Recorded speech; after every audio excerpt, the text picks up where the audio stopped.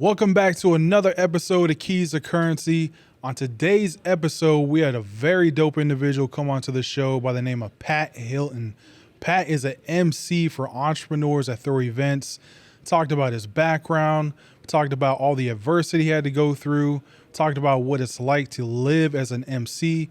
Very dope individual, very dope conversation. Hope you guys get a lot of value, and I hope you enjoy the episode. All right, we are back. We have the one and only Mr. Pat Hilton on the episode today. Pat, what's going on, brother? How are you, man? Dude, I'm awesome. Thank you for coming on the show, man. Absolutely. Thanks for having me. It's been a great weekend. Yes, we're at a very powerful event right now. We're at a business buying mastermind hosted by Carl Allen and Abraham Gray. Pat Hilton is the MC of this joint. Pat, man, talk to me, bro. How did you get into entrepreneurship?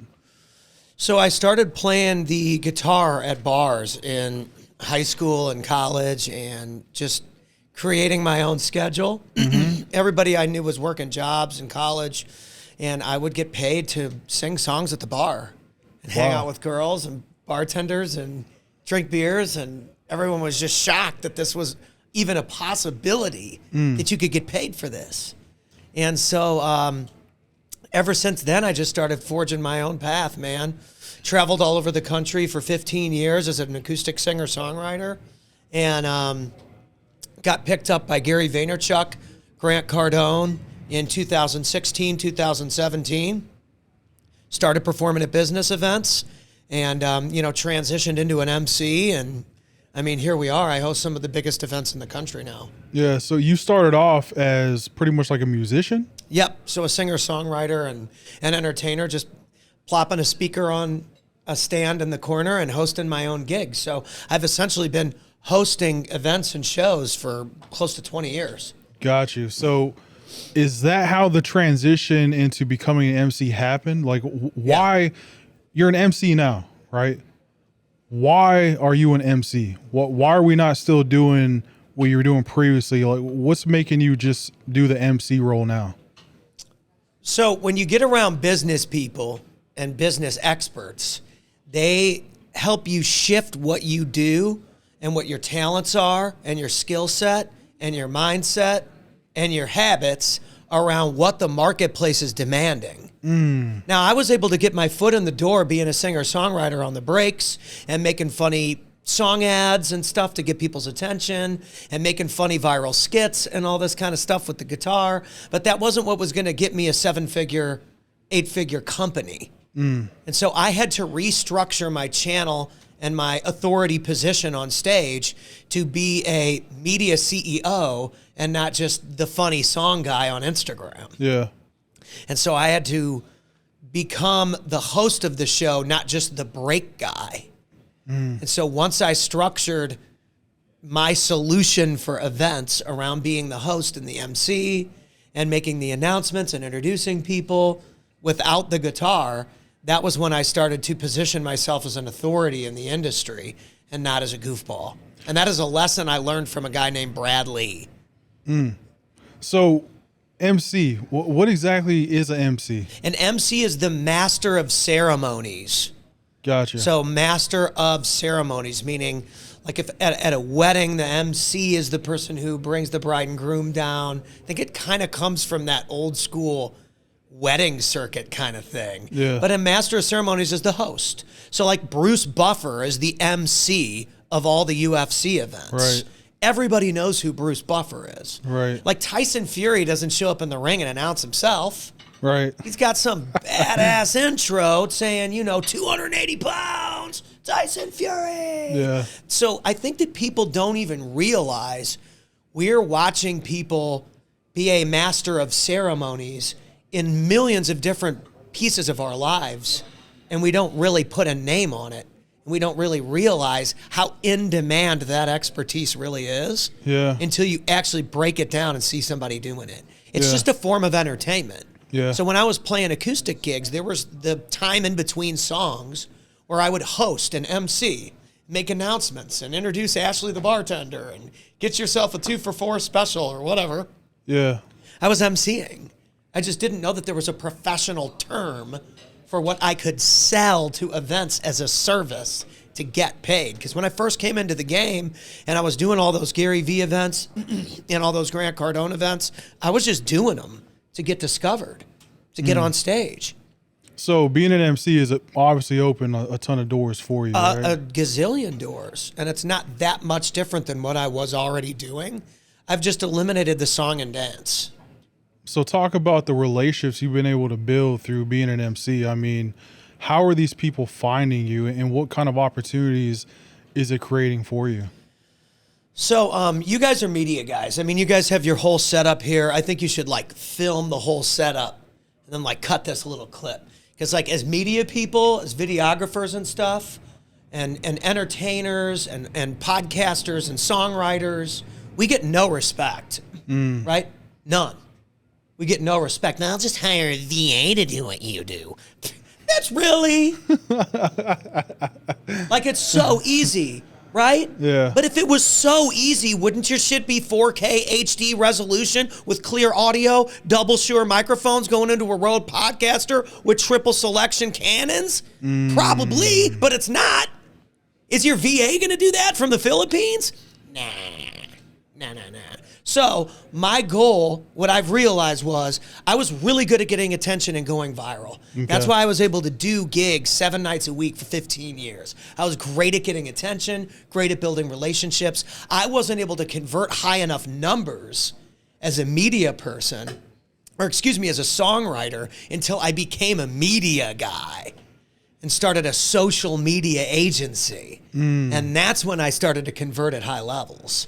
When we started doing vertical videos for people and taking clips, 1 video a day, here's the package, 2 videos a day, here's the package, that's when it started to blow up. So you've really branded yourself as that. As a media CEO. Gotcha. And I think that was what changed me from, and I can still do all the funny songs and all the funny shit. I'd still do it. I was showing you the Drake thing we did for my buddy Donovan Ruffin. I seen he posted it this morning. Dude, Donnie's legit. Hilarious, bro. Donnie's legit. And so I'm still able to utilize that funny channel, and I still do songs. I did a rap song for my buddy Ryan Pineda's event, WealthCon, and I did another one for Pace and Jamil's Triple Digit Flip Show. Nice. So, I mean, I still do all that. But the channel of an authority in the room is what sells. Yeah. And so you can be a goofball on the internet, but at some point you're going to have to be a professional at what you actually sell. Yeah, that's very important to touch on. I'm noticing that I'm seeing you at a lot of the events now. You know, prior to this, a lot of the guys, they would host it themselves, right? Right. And there wasn't a lot of energy. They weren't able to control the crowd. Right. One of the things I've noticed about you is like, you set the tone, right? You set the stage, you set the energy. What type of skill sets does somebody need to be successful in what you do? Well, I mean, of course, confidence, right? And confidence comes from working the hustle muscle. So my buddy Mark Evans, I got his hat on right now, Mark Evans DM, he's a deal maker. And he talks about the hustle muscle. And when you work on a skill set or a craft for long enough and you hustle at trying to perfect your performance, like you're never going to be perfect in everyone's eyes, but you can get close to perfect of your style and your channel and your approach. When you get good enough at it, dude, it's like you know how to move people, you know how to impact people. You know the things that you need to say. The stuff comes to mind when you need to say it because you've practiced and you've put in the work, right? And so you have the confidence necessary to move people out of their seats. And 20 years of doing this, we were just talking, I just turned 40. I've been doing this since I was 15 years old. Bro. Playing in a band in high school, playing at the bowling alley. Yeah. With the band in high school. And that was an original band. That's not even school band dating back to grade school years. That was our original group. Yeah, we wrote all our own songs, recorded our album, booked our own shows, performed at music venues. And it's like people are unwilling to put in 20 years at something. And then they wonder why they don't show up in front of a crowd or in front of a camera and have that kind of power. Yeah. You got to work that hustle muscle. Yeah. Or it ain't going to work. Yeah. Marathon runners train every day. Right. If you want to be a speaker on stage, or you want to be on camera, or you want to be a business expert, you got to train every day. Carl's been doing acquisitions for 32 years. Remember when he said that in there? Yeah. 32, 31 years he's been doing deals. That's a long time. No wonder he's good. Yeah. But he's working on it every single day. It's the weekend. He's in town in Tampa, putting on this event, inspiring people to take action. Gotcha. Because he's been doing it for 30 years. His hustle muscle is built and strong and ready every day because he works on it. Gotcha. So I think that people just need to understand that you're not going to just overnight be great at being a viral media creator or a viral podcaster. I mean, look at Joe Rogan's first episodes. They're trash, dude. He didn't know what he was doing. Go look at Tom Brady's combine, like when he ran. Like it wasn't, I might be able to beat that performance now. Maybe, maybe not, but like I could probably get close. He wasn't very fast. But dude, he's Tom Brady now. Yeah. Yeah. So it's important to think about like where you're at now. You want to be Tom Brady or you want to be Tiger Woods or Muhammad Ali or Mike Tyson or anybody at the top. You got to be willing to pay the price. So, bro, you've touched on how you got into the role and, how you've become successful at it. What type of adversity and battles, challenges in life have you had to overcome to get to the place that you are right now? Dude, a lot. Because back in the day when I got into the game of entertainment and like media and all this kind of stuff, like, dude, like all this whole setup, none of this stuff even existed. Right. Like you needed a record label deal or a radio deal or all of these different factors had to like go your way for you to even potentially sell 1 million records or get on stage at big events or whatever. Like if you weren't signed to Time Warner in 1995, no one was going to hear your music. Now you can go viral on TikTok and everybody hears your shit overnight. And you've got an opportunity to get picked up. Remember the kid who was like, thank you for sunshine, thank you for rain, thank you for joy, thank you for pain. 20 years ago, no one ever would have heard that. No one would have ever known who he was. But because of the internet, that guy got discovered and is a thing now. And good for him, dude. The shit is fire. I dig it. But that would have never happened 20 years ago. And so I think that's a good thing and a great thing, but it's also a bad thing because people think they don't need to put in the work anymore. Yeah. Well, Justin Bieber got discovered on YouTube. I've put in all this work and nothing's happening. I quit. Listen, man, 20 years ago, I started touring and playing my guitar all over the country, and I was willing to sleep in my van and be homeless and live on people's floors and essentially eat shit for over a decade till Grant Cardone shared my shit. You slept in a van? You were homeless, Dude, I bro? lived in my van with my gear and traveled all over the country playing tours. 7 shows a week, all over, from Seattle to San Diego to Phoenix to Texas, back to St. Louis, where I'm from, back to, Nebraska, to this place, to that place, freaking Ohio and Iowa. All kinds of joints, trying to freaking meet the right people. You really put in the work, bro. You ate Years. shit for a long time to get to the place where you're at. We didn't have these kinds of tools back then. Yeah. We just didn't have this kind of stuff. And I think that people take it for granted. Yeah, 1,000%. But, I mean, I was still willing to do whatever it took to get Cardone's attention and those people. Like, Grant Cardone shared my video, and I got in touch with him, got a deal done to perform at the 10X event. I had to drive our only car. My wife and I had just had our first kid. I was 35, still singing in bar corners for $100, $200 a night, 15 years after I had started doing it. I drove our only car from San Diego to Las Vegas to play that event, and I played for free and paid for my own hotel and everything. I didn't even know how I was going to pay the sales tax on the room. Wow. 'Cause we didn't have a lot of money, dude. Yeah. But it worked. Wow. So it's like people got to understand, like, you create your own luck. Yeah. But I think that Mark Evans said it very well when he was like, dude, if you put in the work and you're prepared when those opportunities show up, that's how your brand is going to blow up. But if you don't do the work today and tomorrow and the next day, and then you do somehow magically get an opportunity, are you really even going to be prepared for it? Did you really do the work to even be prepared to a point where you can win at like the highest levels of the game? Like I was talking inside about like, you know, my wife texted me and like the kids miss daddy and stuff like that. And like I posted it on my wall and stuff like that. And most of the people that are 1%ers on my Facebook are like, yeah, we've been there, done that, man. You're doing great. Look at the life you've provided for your kids. Like, dude, until you're sleeping in the back of a van for 6 or 7 years, you know, it's very hard to lecture me on, you know, how to be a dad or a husband or this or that or what sacrifices I should or shouldn't be making.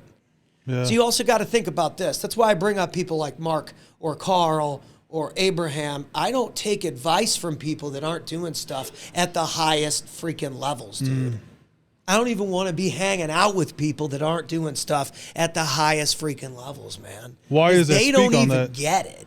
Got you. They don't even understand what we're talking about right now. Yeah. Because they just think that, oh, they're cool with 9 to 5 and that works for some people, or, you know, the pension, or that works for some people. But it's like, dude, a salary essentially is what they give you to give up on your dreams. Man. If I would have had a salary for those 15 years, I never would have been able to do what I did, and I never would have been able to develop the talent. But I was willing to make no money to eventually potentially make millions of dollars. And I think that people want the millions now, and they're not willing to put in the work it takes to put on $1 million performance, and that's how you're going to get it. If your performance gets so good that it's worth millions of dollars, you're going to make the money anyway. Bro, were you documenting all this back when you were in the bars and just posting all this stuff on social media? It's all on my Facebook and stuff. So like if you go follow me on Facebook, my account was started. I just looked at this the other day in 2008. So you'll be June 23rd, 2009. It says it right here, profile transparency. So you can literally go look ago. 15 years. Like I can click on my memories on Facebook, and I can just scroll through years and years and years and years of posts of me playing gigs, playing in corners. I'm going to scroll right now while we're live all the way to the bottom and see where it says I was 10 years ago. Right here, if you can zoom in or whatever. 10 years ago, this says $2 Tuesday at French Quarter Bar right here on my page. 10 years ago. Wow. You can see that I was performing in Missouri at my friend's bar at $2 Tuesday. But I mean, you were recording like content. You were building your brand. Building my brand and recording content and performing and stuff like that. But like, dude, it goes on and on and on and on. But you were intelligent enough to document the process and understand the power of documenting the process and putting it out there on social media. Yeah. I've been doing this for a really, really, really long time. Got you. It wasn't no overnight thing, no overnight success. You put in years of hard fucking work. And that's what it takes in anything, man. It's like, I'm sure that guy Usain Bolt, right? He's probably sprinting around in Jamaica or whatever. And people were like, what the fuck are you doing, dude? You really think you're going to be an Olympian? You really think like you're going to win medals? What? You're not getting any money for working out. You're not getting paid for all this time. What if it doesn't work? What if you get fourth? I'm sure there's somebody that said that to him along the line. Oh, yeah. I'm sure it happened, to some degree at least. But it's like, I think people are so used to like an hourly wage that they think they're supposed to get paid for like any work that they do in their life. And it's just not how it works.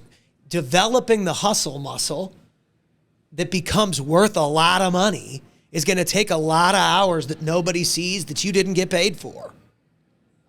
How did you develop your mindset, bro? You got a pretty powerful mindset. I mean, dude, I just knew where I wanted to go. Like I knew what I wanted to do at a young age, and I was either going to get here where I am today or I was going to die trying to get it. And it was one or the other. Wow. Like it was one or the other, because I would rather be, buried than not doing what I love to do. Because I'm not going to be able to impact the world to the degree that I know I'm capable of if I'm selling myself short and giving up on all of this.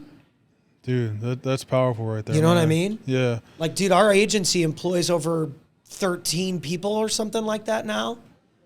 And people told me social media was a joke 10 years ago. That it wasn't going to make any money. How are you going to make any money? You keep posting on Facebook every night. You're here, you're there. How much money have you ever made from that? Well, dude, I drive a Porsche now and live in a pretty nice house in Texas, and my kids go to pretty good schools, and I speak at all the biggest events in the industry. So clearly it fucking worked. Right. So let's and I hate being like that too, but I think at some point you have to be. You know what I mean? You have to be. Who cares? It doesn't matter if I'm driving a minivan or the Porsche. But it does, because it's a statement of how far I've come from living in the back of a freaking van. Oh, bro, you came a long freaking way. It's very inspiring to hear your background and your story and to see where you're at right now. And I'm glad you're sharing this to the audience, because there's somebody that's in that same position that's getting ready to give up, bro. And hearing this story can push them through the adversity that they're currently going through. So it's crucial that you share this information. So it is. I want to ask you something, man. Yep. Because you're the first MC that I've actually met in person, had conversation with. What does the money look like as an MC? Yeah, so, when I first started to transition, like I said, I was coming off of being like the lunch break guy, and I was doing most of that for free. And so I started to do the MC thing instead of that. And so I might make $500 a day, right? Mm-hmm. And I might make $1,000 for a weekend. I might make, then it got to be like a couple $1,000 for a weekend. And then it got to be like $3,000 for a 2-day event. And now it's up to, $10,000 or $20,000 for an event weekend. Wow. 10 to so 20 I grand. should pull in over 6 figures this year just off of events. Just off of being an MC. Just off of hanging out, making announcements, meeting people, promoting my brand, closing deals into the agency, and speaking on stage. Bro, that's dope as hell. Isn't that cool? Yeah. Is there a lot of competition when it comes to being an MC? If there is more competition now, it's because I created it for myself. How so? So no one was doing what I do at business events until I did it. I was the first guy to make song advertisements for business owners. And then all of a sudden, a month later, everybody's rapping for entrepreneurs. I'm the entrepreneur rapper. And it's like, nice try, bro. Right? I clearly just went viral and played Grant Cardone's 10X Growth Con, and now you're the entrepreneur rapper guy? Nice try, bro. And so I had already thought about what do I need to do with an agency. So I had already progressed past that. Mm-hmm. And then I started hosting and being an event host and an MC. And now it's you see people that are within the outer realms of my circle that'll be yeah, man, I'm MCing this event in Houston and this and that.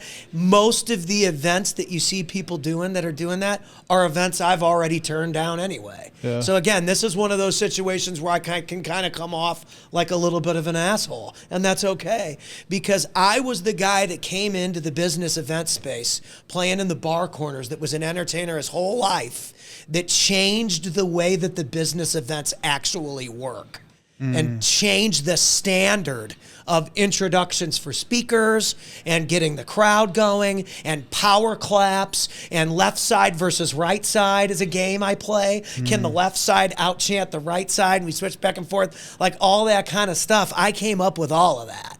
Wow. And so if there's more MCs now, it's because I created a line of opportunity for them by opening the door for them. You're the original business event guy. MC. Bruce Buffer takes the cake. when it comes to like boxing. It's the buffers, so it can't claim it all. But in my opinion, like even that, Bruce Buffer, and there's another Buffer. What was his brother's name?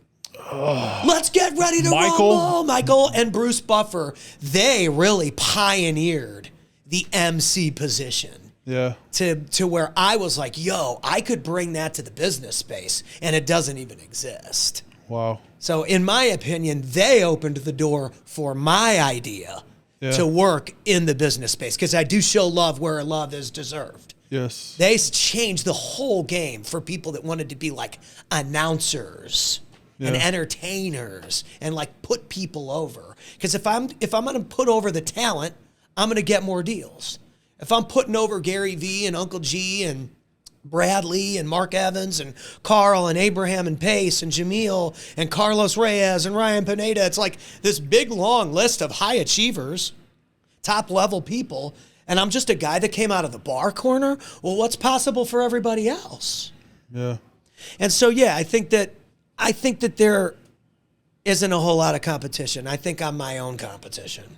Where do you see this going for you? Like, what are the goals? Like, what do you want to see out of this? So the more I do anything, I just want to be the best at what I do, right? Mm-hmm. So that's what the level I want to get is that conversation of like, man, this guy is the Bruce Buffer of business events. So that's the end goal is you want to be the I want to Bruce be that good to where I'm in that conversation. Anybody who picks up a basketball wants to be compared to Michael Jordan. Anybody that picks up a pair of boxing gloves wants to be compared to Muhammad Ali, Mike Tyson, Lennox Lewis, Evander Holyfield, Floyd Patterson, right? I mean, those are the best guys ever. Rocky Marciano, Wayne Gretzky. You pick up a hockey stick, you want to be Wayne Gretzky. Right. He's the greatest player of all time. Right. Anything that we do, we should be trying to be the absolute best at it. And I think that like we've got this society now where like people think it's okay to be second best. Hey, I'm finishing up this podcast and then I'll be right in. Same thing with that. It's like, you want to be the best at it. Right. Like if you're going to do this show, you brought all this high level gear so that you can make it dope for you and for your guests. So you're providing a ton of fucking value for people. Yeah. Why wouldn't someone want to be on this show and get dope-ass footage? My team can chop this up and tag the page all day. Right. Why wouldn't you want to be the best at it? So I got to ask you this, man. I know we're running out on time here, but, one thing I've noticed about you is you're authentic, right? Right. The same person that we see on stage, the same person that we see on camera, you carry that same energy behind the scenes, right? What have you noticed as an MC when it comes to these gurus or the influencers, when you're hosting these events? What are these people like behind the scenes? So the best of the best are the same way that they talk on camera, You talk about like a Pace Morby or a Ryan Pineda or a Carlos Reyes or like a Mark Evans DM or a Carl or a Abraham I'm just sounding off people because everybody should be following these people. If I'm naming them and you're not following them, you're fucking up. Bradley, these guys are the top, in my opinion, gurus or entrepreneur minds of our current landscape. And so they're the same way on camera as they are backstage, and I wouldn't even have all these opportunities that I have right now if those guys didn't open up the door, put people in the seats, and invite me to be a part of the event. What have you noticed? See how that works? The more they provide an opportunity for me and the audience, the more we all win. So I'm so grateful for that, and I take it real serious. Like you got to go in and deliver. What have you noticed is their biggest needs?